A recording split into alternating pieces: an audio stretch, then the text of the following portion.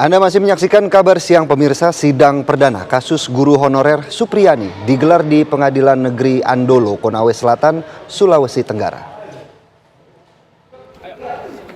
Sidang mengagendakan pembacaan dakwaan dari jaksa penuntut umum. Dalam kasus ini, Supriyani didakwa menganiaya seorang siswi kelas 1 SD yang juga anak seorang polisi. Supriyani telah membantah tuduhan itu, namun dirinya tetap ditahan. Supriyani memang sempat mendekam di tahanan selama sepekan sebelum akhirnya Kejaksaan Negeri Konawe Selatan menangguhkan penahanan Supriyani.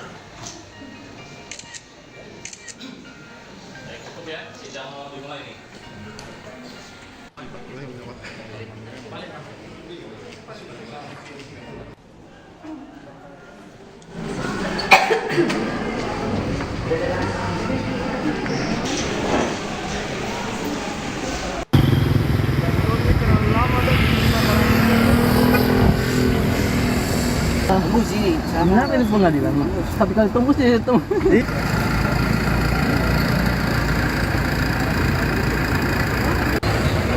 Ya pemirsa, Supriyani, guru honorer asal Konawe Selatan, Sulawesi Tenggara, sebelumnya dituduh menganiaya siswanya yang seorang anak polisi hingga mendekam selama seminggu di tahanan. Kasus hukum Supriyani kini berlanjut ke meja hijau.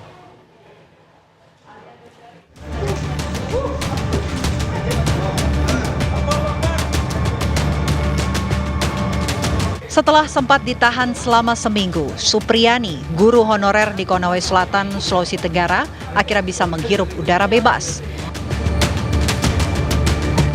Kejaksaan Negeri Konawe Selatan memutuskan menangguhkan penahanan terhadap Supriyani.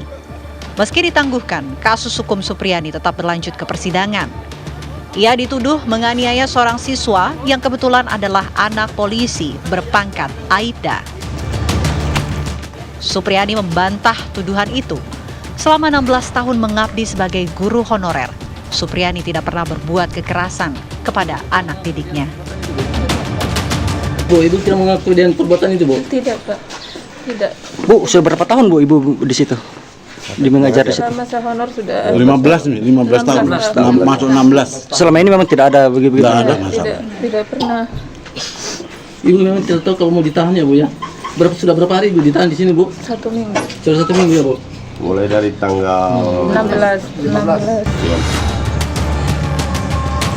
Kuasa hukum Supriyani menyatakan sejak awal kasus bergulir, ada sejumlah kejanggalan yang ditemukan.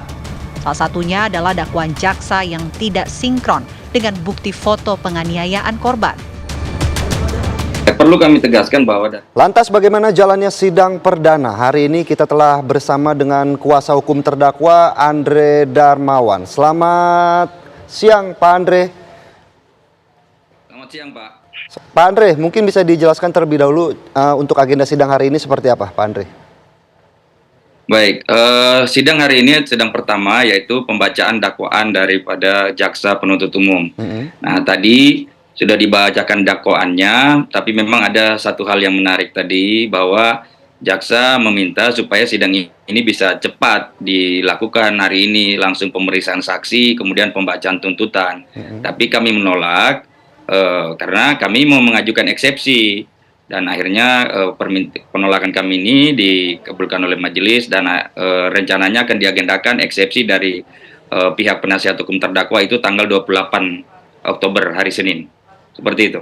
Pak Andre, mungkin bisa dijelaskan juga bagaimana kronologi awal sebenarnya kasus yang kemudian menjerat Supriyani ini hingga akhirnya kemudian dibahas di persidangan hari ini, Pak? Ya, kronologisnya bahwa tanggal 24 April ya, itu katanya ada ditemukan bekas luka lah ke anak tersebut.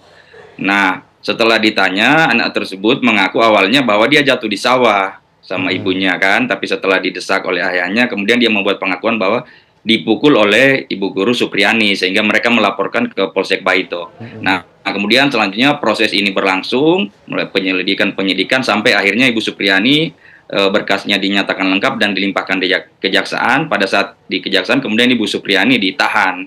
Nah, nanti setelah di pengadilan baru kami meminta penangguhan, akhirnya Ibu Supriyani ditangguhkan. Tapi walaupun ditangguhkan, perkara ini tidak selesai, tentunya kita akan mengikuti proses sidang selanjutnya. seperti itu. Apakah sejauh ini dari hukuman ataupun pukulan yang dilakukan oleh Supriyani kepada anak, apakah ada saksi yang kemudian melihat ataupun barang bukti yang memperkuat tindakan tersebut, Pak? Iya, kalau kami membaca berkas bahwa saksi yang melihat langsung itu cuma 2 orang anak. Nah, keterangan itu kan kami ragukan karena keterangan anak itu bukan dikategorikan sebagai keterangan saksi karena tentunya anak-anak ini keterangannya tidak bisa dipertanggungjawabkan, belum dewasa. Lagi pula mereka tidak disumpah gitu. Jadi sangat sumir sekali. Kemudian bukti visum ya, kami itu sudah tersebar foto-foto dan bagaimana bisa luka tersebut luar biasa ya, seperti ada luka melepuh, ada seperti luka sayatan, dan ada beberapa luka yang tidak beraturan. Sementara dalam dakwaan JPU mengatakan bahwa Ibu Supriyani itu memukul pakai gagang sapu sebanyak 1 kali. Nah, ini yang kami juga nanti di persidangan, kalau perlu kami meminta supaya direka ulang. Seperti apa itu pemukulan 1 kali sehingga menimbulkan beberapa luka yang menurut kami sangat janggal sekali. Apakah sejauh ini juga dari terdakwa dalam kasus ini Supriyani juga sudah menjelaskan mungkin alasan kenapa siswa itu kemudian dimarahi, Pak? Awal mulanya seperti apa, Pak? Ibu Supriyani, sekali lagi, Ibu Supriyani tidak pernah bertemu anak itu di tanggal 24 April karena Ibu Supriyani itu mengajar di kelas 1B. Nah, anak itu kan di kelas 1A. Kami juga sudah menanyakan kepada Ibu Guru Lilis karena Ibu Guru kelas 1A mengatakan bahwa dia di kelas 1A itu mulai dari jam 7:30 sampai jam 10 itu tidak keluar-keluar dan anak itu ada di situ. Nah, setelah jam 10 anak itu sudah pulang karena memang jadwal pulang anak kelas 1 itu jam 10 dan Ibu Supriyani tidak pernah bertemu anak itu karena memang beda kelas. Sehingga dari awal memang Ibu Supriyani sudah menyatakan bahwa saya tidak pernah menganiaya anak tersebut. 16 tahun dia honor ya di SD Baito itu dengan gaji misalnya 300.000, dia sangat-sangat terpukul sekali karena selama ini dia tidak pernah memperlakukan anak-anak didiknya seperti itu. Sehingga dituduh melakukan sampai saat ini gitu. Ada bukti khusus, Pak, yang telah disiapkan dari tim kuasa hukum khususnya untuk kemudian membela ataupun mematahkan tuduhan terhadap terdakwa seperti apa, Pak?